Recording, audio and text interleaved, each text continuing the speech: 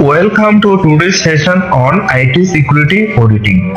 When we hear the word audit, many people immediately think about finding mistakes or identifying who did something wrong. But a good IT security audit is not about blame. It is about answering three simple questions. Are our security controls properly designed? Are they actually working? And are they reducing the risks that matter to the businesses? For example, imagine an organization suffers a ransomware attack and critical systems become unavailable. After the incident, an IT security audit may examine access controls, backups, system monitoring, change management, and disaster recovery. The objective is not simply to ask who made the mistake. The better question is what control failed and how can we prevent the same problem in the future. What does an IT security audit cover? An IT security audit is an independent and structured review of systems, processes, information and control. The auditor examines whether security policy and procedures are adequate, whether employees are following them, and whether the controls are effective in practice. For example, an organization may have a policy stating user access must be removed immediately when an employee leaves. An auditor will not stop at checking whether the policy exists. The auditor may select terminated employees and compare their termination dates with their actual account deactivation date.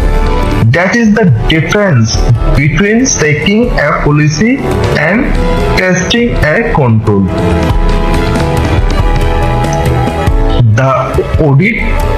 The IT audit lifecycle. A simple way to understand an IT audit is plan, test, report, and improve. First, we plan the audit.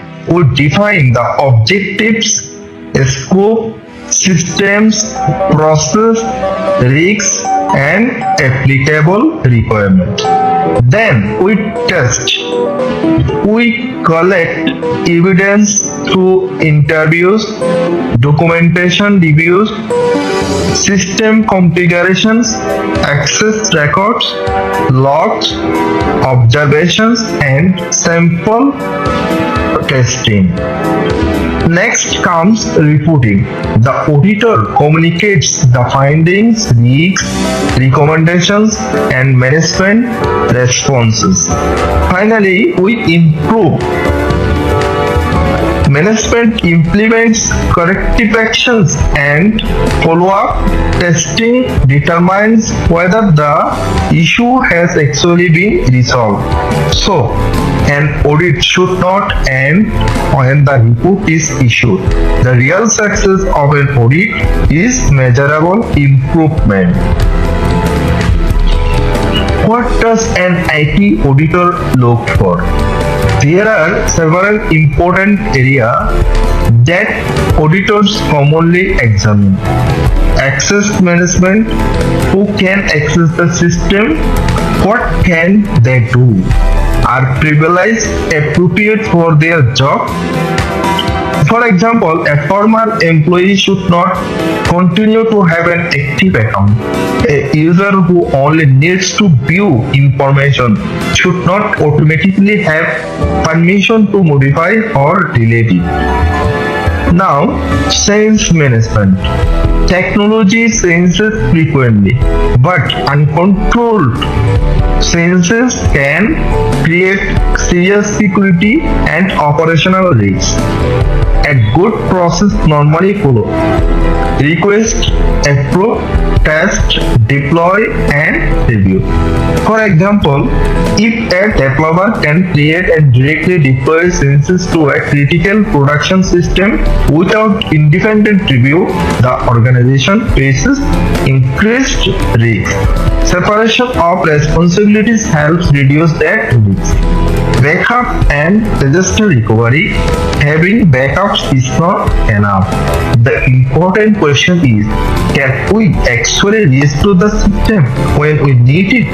A good audit examine backup procedures, recovery documentations, responsibilities, recovery testing, and evidence that critical systems can actually be restored. A backup that has never been tested may provide a false sense of security. Many organizations depend on cloud providers, software vendors, payment processors, and other external service providers.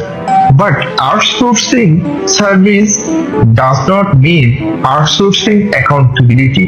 For example, if payroll is outsourced to a third party, the organization still needs assurance that employee information is protected, access is controlled, incidents are managed, and the service can recover from an outage. Application Security Auditing. Now let's look at application auditing. An application audit doesn't simply ask, can I log in? It looks at the complete business process. We may examine user access, input validation, data processing, output controls, change management, backup and recovery, user support, third-party services, general IT controls. Consider a payroll application. The application may appear simple to the user, but behind it there could be databases, servers, APIs, cloud services, administrators, and external vendors. A small control failure would therefore create a significant business impact. For example, an unauthorized change to a payroll calculation could potentially affect hundreds or thousands of employees. Evidence is the heart of auditing. One of the most important principles of auditing is, don't just ask what should happen. Find evidence of what actually happened. Suppose management says, we review user access every month. The auditor should ask, what is the evidence? The auditor may examine access review reports, approval reports, exception reports, and system log. A strong audit finding normally connect evidence, control gap, risks, recommendation, owner, and due date. For example, 3 terminated employees still have active accounts. That is the evidence. The control gap is an ineffective access deactivation. The risk is unauthorized access. The recommendation is to extend the employee termination and access removal process. And accountable owner should be assigned together with a target completion date. This makes the audit finding actionable. Audit is about risk, not just compliance. Not every finding has the same importance.